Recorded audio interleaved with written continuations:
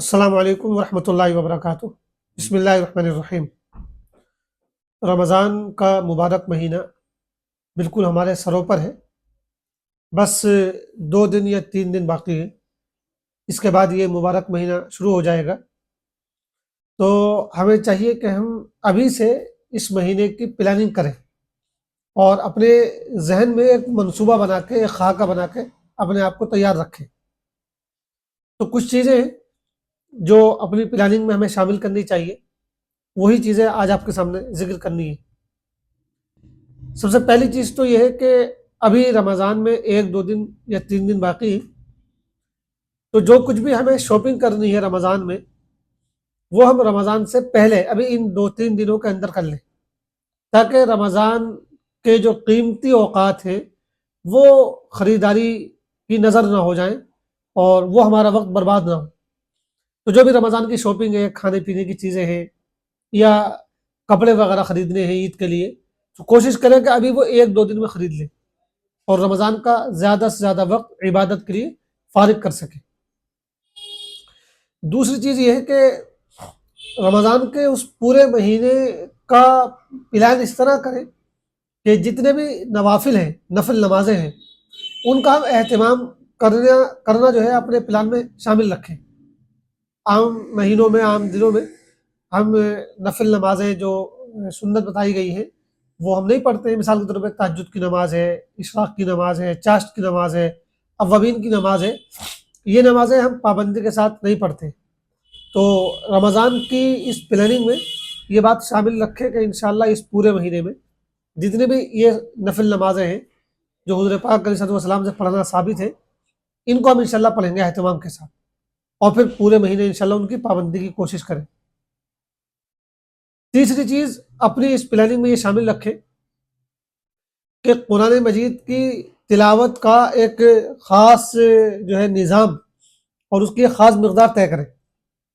مثال کے طور پہ پورے مہینے میں آپ یہ ارادہ بنائیں کہ انشاءاللہ ہمیں 5 قرآن پورے کرنے ہیں یا 10 قرآن پورے کرنے ہیں یا اور زیادہ پورے کرنے ہیں اس کے اعتبار سے، اور پھر اس کو جو ہے تقسیم کریں روزانہ کے حساب سے، اور پھر یہ جو آپ طے کریں 10 قرآن یا 15 قرآن یا 5 قرآن، ان کو روزانہ کے حساب سے تقسیم کر کے اس کی پابندی کی کوشش کریں۔ تو یہ بھی اپنے پلان میں شامل رکھیں کہ انشاءاللہ اس مرتبہ رمضان میں مجھے اتنے قرآن کریم مکمل کرنے۔ چوتھی چیز اپنے اس پلان میں یہ شامل کریں کہ مجھے قرآن کو ترجمے اور تفسیر کے ساتھ سمجھنا ہے۔ مجھے قرآن کو ترجمے اور تفسیر کے ساتھ سمجھنا ہے، اس کا ترجمہ پڑھنا ہے، اس کی تفسیر پڑھنی ہے، اور اس کے لیے ابھی سے کوئی نہ کوئی کتاب سلیکٹ کر لیں، اور اگر آپ کے پاس ہے تو بہت اچھی بات ہے، اور اگر نہیں آپ کے پاس ہے تو اس کو جا کے مارکیٹ سے خرید لائیں۔ تو کوئی نہ کوئی ایک ترجمہ اور ایک تفسیر جو ہے وہ آپ ضرور اپنے پاس رکھیں، اور کوشش کریں کہ اس پورے مہینے میں اس کا بڑا حصہ اپنے مطالعے میں لے آئیں، اور اگر پورا ترجمہ ہو جائے تو بہت ہی اچھی بات ہے۔ مفتی تقی عثمانی صاحب کا جو آسان ترجمہ قرآن ہے وہ بہت آسان ہے، ترجمہ بھی ہے اور اس میں مختصر تفسیر بھی ہے، اس کو ہم لے سکتے ہیں اور وہ پورے مہینے میں آسانی کے ساتھ پڑھا بھی جا سکتا ہے۔ اسی طرح کچھ اور کتابیں اپنے مطالعے کے لیے خریدیں اور ان کو بھی اپنے پلان کا حصہ بنائیں۔ اسلام سے متعلق کچھ کتابیں، ان کو بھی جو ہے اپنے مطالعے میں شامل کریں، اور بطور خاص مسائل سے متعلق جو کتابیں ہیں، رمضان کے مسائل ہیں، روزے کے مسائل ہیں، تراویح کے مسائل ہیں، اور اس طرح کی چیزوں کے مسائل ہیں، زکوٰۃ کے مسائل ہیں، ان سے متعلق بھی کچھ نہ کچھ کتابیں اپنی اس مطالعے کی لسٹ میں شامل رکھیں اور ان کا بھی انشاءاللہ مطالعہ کریں، اس کی بھی منصوبہ بندی کریں۔ 5واں کام یہ ہے کہ اپنے اس پلان میں، اپنی اس منصوبہ بندی میں انفاق کو بھی شامل رکھیں، یعنی اپنا ذہن بنا کے چلیں کہ انشاءاللہ اس رمضان کے مہینے میں مجھے خوب زیادہ سے زیادہ خرچ کرنا ہے، اور ایک اندازے کے اعتبار سے اپنے ذہن میں ایک رقم بھی طے کر لیں کہ کم سے کم اتنا تو مجھے خرچ کرنا ہی کرنا ہے انشاءاللہ، اور اگر اس سے زیادہ بھی ممکن ہوگا تو انشاءاللہ وہ بھی میں کروں گا، اس سے پیچھے نہیں رہوں گا، لیکن کم سے کم جو ایک مقدار ہو سکتی ہے اس کو ابھی سے اپنے پلان میں شامل رکھیں، کیونکہ جب ذہن ہوتا ہے، پلان ہوتا ہے، تو آدمی کے لیے عمل کرنا آسان ہوتا ہے، ورنہ پھر وقت چلا جاتا ہے اور آدمی کر نہیں پاتا ہے۔ تو انفاق یعنی اللہ کے راستے میں خرچ کرنے کا بھی ایک منصوبہ جو ہے وہ بنا کر رکھیں۔ چھٹی چیز یہ ہے کہ یہ بھی اپنے پلان میں شامل کریں کہ اس مرتبہ انشاءاللہ اعتکاف کرنا ہے، جو آخری عشرے کا اعتکاف ہے اس کو بھی اپنے پلان میں شامل کریں. اور جو لوگ نہیں کر سکتے ہیں، ان کی مصروفیات اس طرح کی ہیں، تو وہ کم سے کم اگر پورے عشرے کا اعتکاف نہیں کر سکتے تو زیادہ سے زیادہ اوقات جو ہے وہ مسجد میں گزارنے کا جو منصوبہ بنائیں. کبھی مجھے جو ہے اتنی راتیں مسجد میں گزارنی ہے یا دن کے اتنے گھنٹے جو ہے مسجد میں گزارنے ہیں، تو چاہے پورے عشرے کا اعتکاف نہ ہو لیکن کچھ گھنٹوں کا، کچھ گھڑیوں کا، کچھ راتوں کا اعتکاف ضرور کریں. یہ بھی اپنے پلان میں شامل رکھیں. اور ساتواں خاص جو ہمارا منصوبہ ہو، منصوبے میں ساتواں حصہ وہ ہے کہ آخری جو عشرہ ہے اس عشرے کو، ان 10 دنوں کو ہمیں زیادہ سے زیادہ فارغ رکھنا ہے. اس مرتبہ جو بھی ہماری مصروفیات ہیں وہ ہم آگے پیچھے کریں گے، لیکن آخری 10 دنوں میں ہم زیادہ سے زیادہ عبادت کریں گے.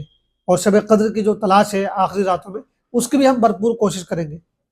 تو اس کو بھی پہلے سے ذہن میں بنا کے رکھیں کہ آخری عشرے کو ہم برباد نہیں کریں گے، ضائع نہیں کریں گے ادھر ادھر گھومنے میں، باتیں کرنے میں اور فضول گفتگو کرنے میں برباد نہیں کریں گے، بلکہ ان 10 راتوں کی اور 10 دنوں کی پوری قیمت وصول کرنے کی کوشش کریں گے. اور 8واں جو حصہ ہے، 8واں جو پوائنٹ ہے ہمارے اس منصوبے کا، وہ یہ ہے کہ یہ ذہن بنائیں کہ انشاءاللہ سچی توبہ کریں گے اور زیادہ سے زیادہ استغفار کریں گے اور زیادہ سے زیادہ دعا کریں گے. توبہ، استغفار اور دعا، ان 3 چیزوں کو بھی اپنے پلان میں، اپنے منصوبے میں شامل رکھیں اور رمضان کی راتوں میں، رمضان کے خاص اوقات میں ان تینوں چیزوں کا معمول بنائیں. توبہ تو ہم جانتے ہیں، سچے دل سے توبہ کریں پرانی زندگی پر کہ جو غلطی ہوئی، جو گناہ ہوئے، جو غلط زندگی گزاری، اب وہ نہیں ہوگی انشاءاللہ. آئندہ ایک اچھی زندگی ہم گزاریں گے. اور اسی طرح استغفار کا ایک خاص معمول بنائیں اور بطور خاص دعاؤں میں جو ہے اپنے آپ کو زیادہ لگائیں. دعاؤں کا اہتمام کریں اور اپنا ذہن بنائیں کہ اس مہینے میں انشاءاللہ زیادہ سے زیادہ دعا کرنی ہے اپنے لیے، اپنے گھر والوں کے لیے، اولاد کے لیے، والدین کے لیے، پوری امت کے لیے اور سب کے لیے. تو یہ بھی اپنے پلان میں شامل کریں. اور ابھی سے ذہن بنائیں کہ خاص طور سے تہجد کے وقت میں یا افطار سے پہلے کچھ اوقات ابھی سے طے کر لیں کہ ان اوقات میں کوئی کام نہیں کرنا ہے سوائے توبہ، استغفار اور دعا کے. اور نویں جو سب سے اہم چیز ہے وہ یہ کہ اپنے پلان میں یہ بات شامل کریں کہ اس پورے مہینے میں کوئی گناہ نہیں کرنا ہے، گناہ نہیں ہونے دینا انشاءاللہ. اپنے آپ سے ارادہ کریں، پلان بنائیں، منصوبہ کریں کہ کوئی گناہ انشاءاللہ نہیں ہونے دینا ہے. جو ہم بڑے بڑے گناہ کرتے ہیں، موبائل میں بہت کچھ دیکھتے ہیں، ویسے بہت ساری غیبتیں کرتے ہیں، زبان کا غلط استعمال کرتے ہیں، اور بھی بہت سارے ہم گناہ کرتے ہیں. تو اس مرتبہ یہ منصوبہ بنائیں کہ انشاءاللہ اس رمضان کو گناہوں سے پاک گزارنا ہے، کوئی بھی گناہ نہیں کرنا ہے. یہ کوشش کریں انشاءاللہ. اور آخری اور 10واں اور آخری جو پوائنٹ ہے وہ یہ ہے کہ اپنی کچھ عادتوں کو دیکھیں، جو غلط عادتیں ہیں ان کو چھوڑنے کا ارادہ کریں اور کچھ اچھی عادتوں کو تلاش کریں اور ان کو اپنے اندر پیدا کرنے کی کوشش کریں. اپنے آپ کو اچھے اخلاق سے آراستہ کریں اور برے اخلاق سے اپنے آپ کو بچانے کی کوشش کریں کہ اس مرتبہ رمضان میں مجھے یہ مہینہ اس طرح گزارنا ہے کہ میرے اندر کی جو بری عادتیں ہیں وہ دور ہو جائیں اور جو اچھی عادتیں ہیں وہ میرے اندر پیدا ہو جائیں. تو یہ 10 نکاتی جو ہے منصوبہ ہے. اگر ہم ان تمام چیزوں کو سامنے رکھ کر رمضان کی پلاننگ کریں گے، اس کی تیاری کریں گے، تو انشاءاللہ ہمارا یہ رمضان بہت اچھا گزرے گا. اللہ تعالی ہم سب کو ان باتوں پر عمل کرنے کی توفیق عطا فرمائے. آمین. والسلام علیکم ورحمۃ اللہ وبرکاتہ.